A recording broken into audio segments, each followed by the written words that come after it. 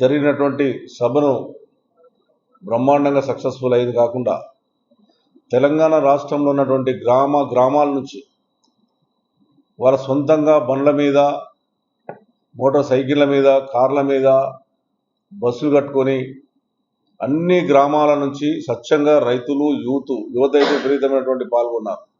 జీవిత చరిత్రలో 25 సంవత్సరాలలో అంత పెద్ద మీటింగ్ నాకు తెలిసినట్టు ఎప్పుడు జరగలేదు. అంటే ప్రజలకు ఎంత కోపం ఉంది కాంగ్రెస్ పార్టీ ప్రభుత్వం మీద అన్నటువంటిది కూడా స్వచ్ఛంగా అర్థమైంది. అది కూడా ఉసుకేస్తే రాలన్నటువంటి జనం.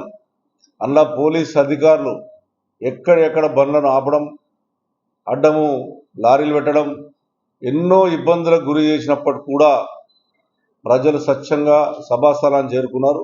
ఇంకా సభాస్థలాన్ని చేరుకోలేనటువంటి వాళ్ళు సుమారుగా 3 నుంచి 4 లక్షల మంది రోడ్ల మీద ఉన్నారు. వాళ్ళు చేసినటువంటి దుర్మార్గం వల్ల, పోలీస్ అధికారులు చేసిన దుర్మార్గం వల్ల, కాంగ్రెస్ పార్టీ డైరెక్షన్ వల్ల పోలీస్ అధికారులు చేసిన దుర్మార్గం అన్నటువంటి చూసాము.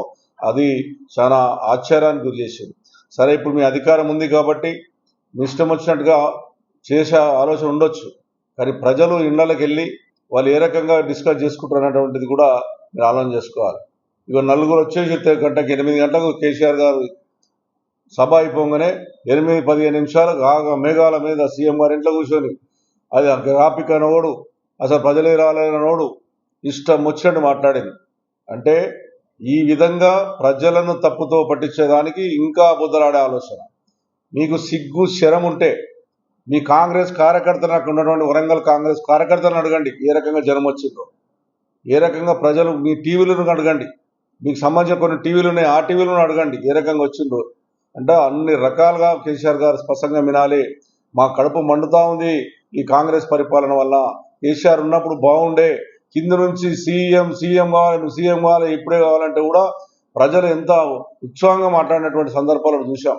ఇంకా సిగ్గు లేకుండా 4 మంత్రులు వచ్చి మేము పెద్దగా ఏదో కోసినామని చేసినామని చెప్పుకుంటా మేఘాల మీద ప్రెస్ మీటింగ్లు పెట్టి ఇది గ్రాఫింగ్ అని, బాహుబలి గ్రాఫింగ్ అని.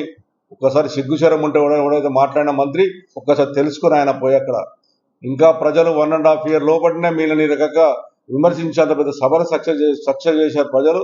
ఆ రకంగా వచ్చిన ప్రజలను ధన్యవాదాలు చెప్పాలి. మీరు ఇంకా మీకు ఉన్నటువంటి చేసే పాపాలు, మీరు చేసిన దుర్మార్గం, ఇలా రైతులకు మంచినీళ్ళు లేక రైతులు ఎక్కడెక్కడ చెండిపోతా ఉన్నాయి.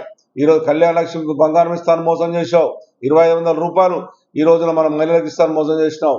ఎన్ని రకాలుగా మోసం చేసినావు. 420 హామీలు ఇచ్చి 4 హామీలు నెరవేర్స్తామని చెప్పి ఒక్క హామీ కూడా చేయలేనటువంటి దుర్మార్గమైన పరిపాలన ఈ కాంగ్రెస్ పార్టీ పరిపాలన నడుస్తుంది. ఇంకా మీది తొందరలే ఉంది. ఇంకా 2.5 ఏళ్ళు అయితే మీ జీవితంలో ఈ కాంగ్రెస్ పార్టీ 25 కాదు 30 ఏళ్ళ దాకా కూడా ఇక్కడ గెలిచే పరిస్థితి ఉండదు.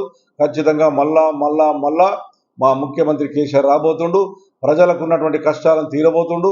ఖచ్చితంగా ప్రజల పక్షాన టీఆర్ఎస్ పార్టీ ఉంటుంది, టీఆర్ఎస్ పార్టీ కార్యకర్తలు ఉంటారు. ప్రజలకు ఉన్నటువంటి హామీలను నెరవేర్చిందాక వీళ్ళని నిద్రపోనేయమని చెప్పి సందర్భంగా తెలియజేస్తాం.